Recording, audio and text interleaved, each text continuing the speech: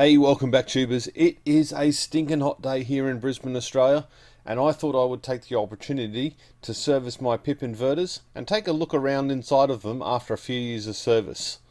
That's saying 42 degrees on the wall. Let's go up here. This is where it's going to crack on and get real hot quick. That's saying about 50 degrees.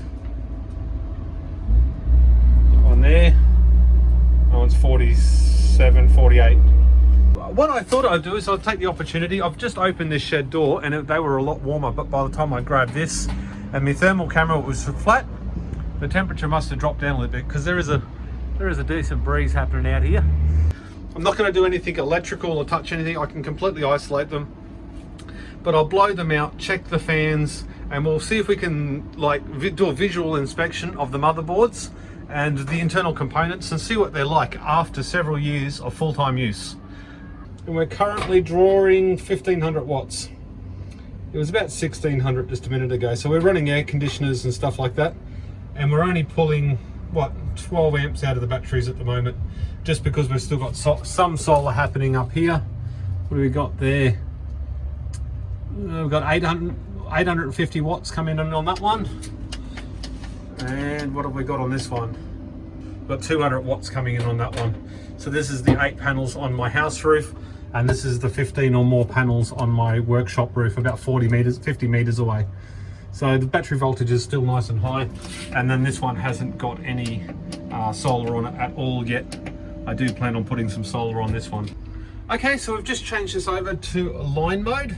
So now we'll go around to the switchboard. We'll kill all the power for these inverters. We'll turn everything off so it makes it safe to get inside. First of all, we'll go under here and we'll turn the inverters off under here. 1, 2, shut them both down again. Computer screen went off. I forgot to turn that off. Champion Pete. So there's no load, there's no nothing, and I think that would have just turned the house off as well, which would have gone down well. Oh yeah, the grid's off, so we've got our little pen, test that it works. It'll never focus on that. No. We've got no power there at all from the AC side. Not that it matters, because I won't be playing with the AC, won't even be touching it, but we want to make sure we've got nothing there. And of course, I forgot you shouldn't run it over like that because it does activate it. But there is nothing there at all, so we are good to go. Well, we're almost good to go. We need to turn that off because these inverters are DC. Their primary source of power is DC, so that one's still on. It's actually still charging. So we have to kill the battery in the other one.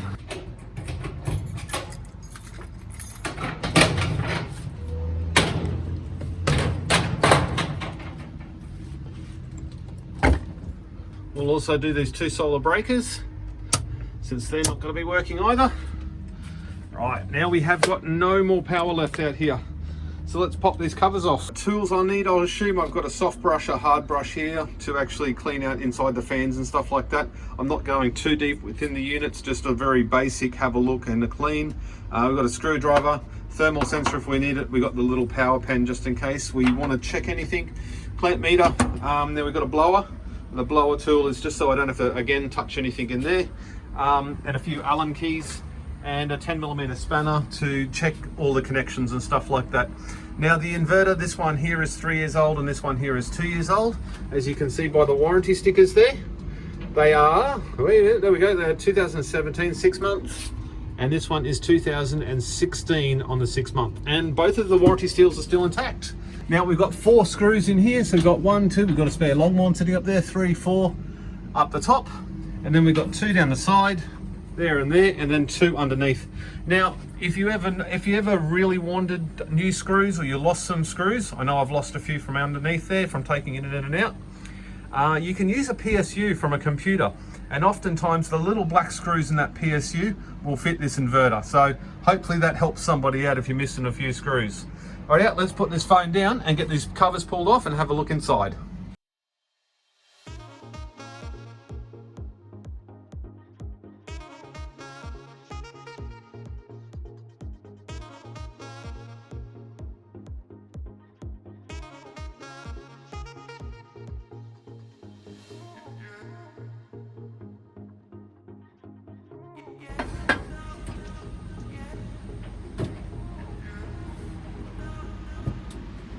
Oh, we've got a couple more hidden screws here. Hidden, hidden.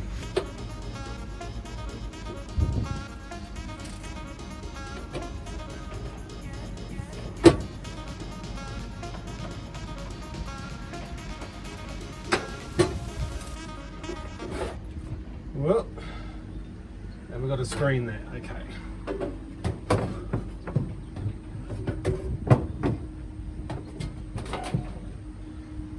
Rightio tubers, that was a single unedited shot of this thing coming apart.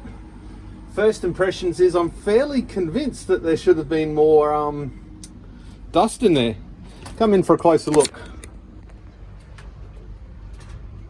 So this is 3 years of build-up of dust, and I half expected that to be really horrendous.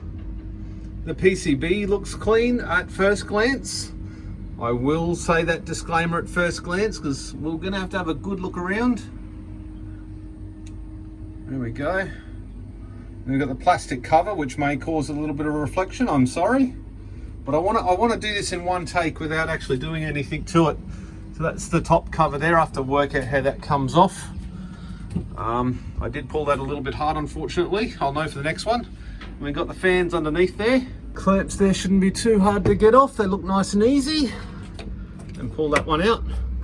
And this one, just with the fingernails, and wiggle him out.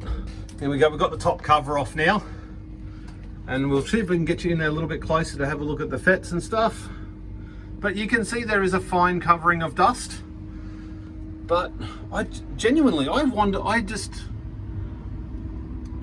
really thought there would have been more dust in here. Now I walk past every time I do that and I sort of wipe it clean, but that's not so bad. I was thinking I was going to have to pull everything apart and blast it out, but even those fans, I mean, even with a fine layer of dust, let's spin that one. And spin, let's get a decent spin on it. If I stop hitting my thing. So that one, they both spin nice and freely. So I wouldn't even consider that needing any upgrade or cleanup. Have a look at the electrical connections. Now that is the AC input. Lots of people have asked. You got to put the input to the input and the output to the output on these devices. Otherwise it blows up. You cannot feed it back into the grid. This thing just goes south and everything goes up in smoke when you do that. So we've got the little board there for the parallel board and the communication board. And we've got the DC coming in. They could probably be done a bit better, I reckon. But I would have to suggest that I did that. So we're going to test those connections there. We'll make sure all the screws are torqued down nice and well. We'll give it a blowout and put it back together and then check the second one.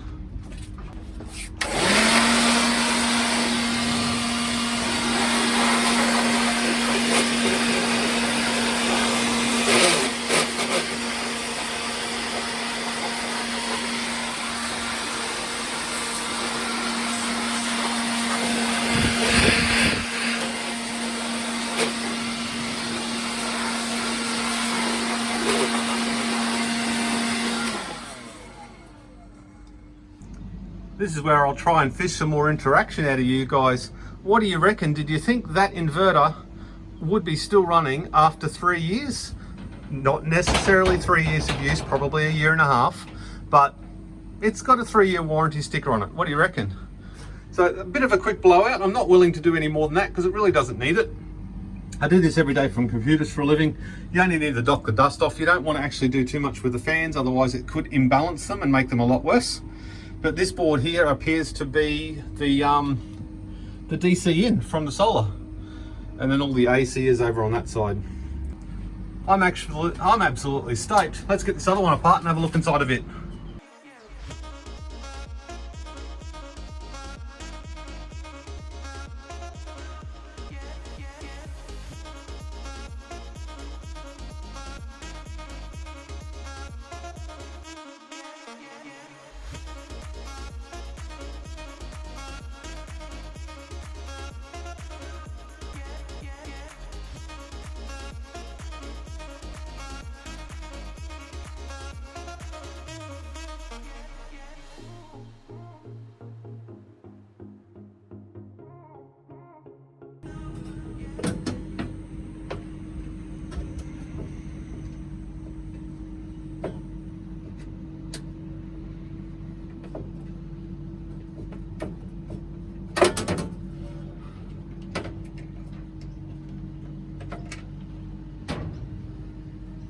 Well, there we go. Let's get you down off there and have a closer look at that one.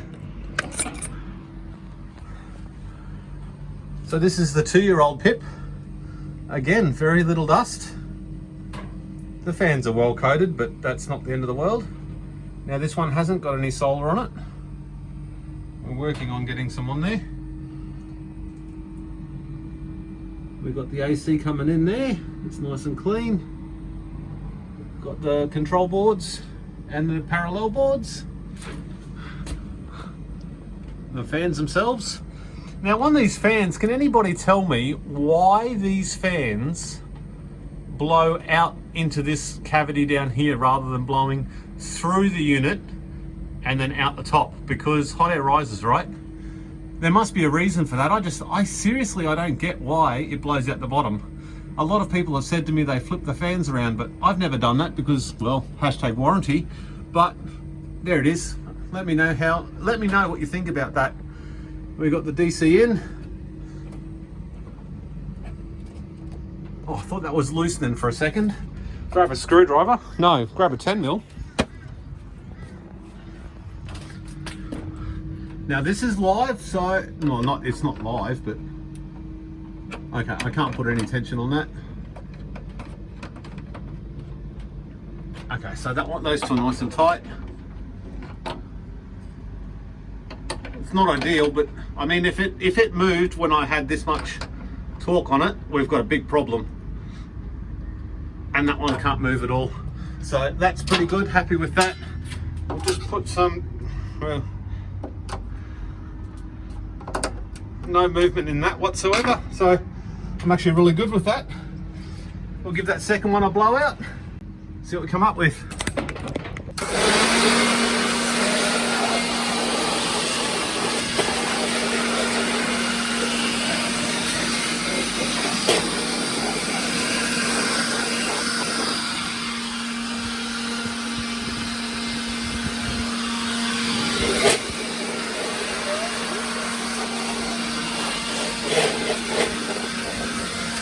I wasn't going to, but I'm going to give these a brush out on the inside of here just to quickly remove any debris. Give that a quick brush inside of them. Like I said, I don't want to do those fans too much because they'll go out of balance. They're not horrible anyway. Give them another blow.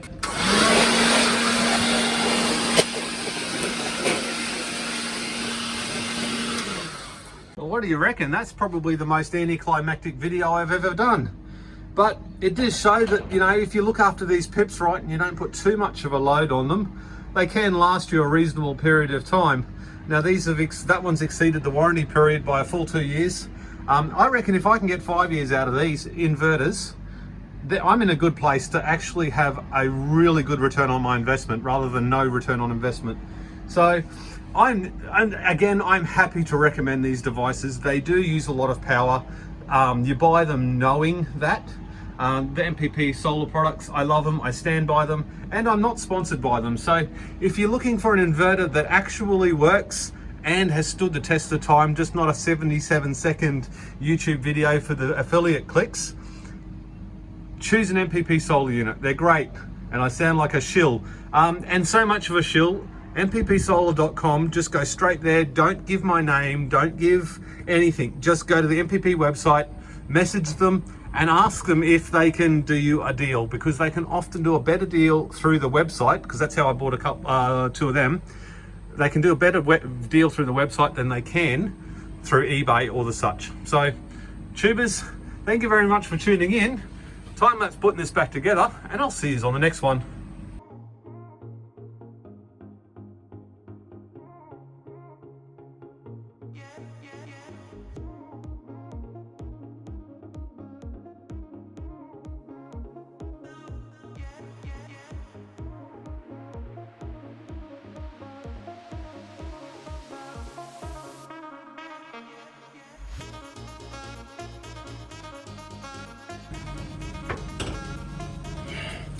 Right, we're all back on.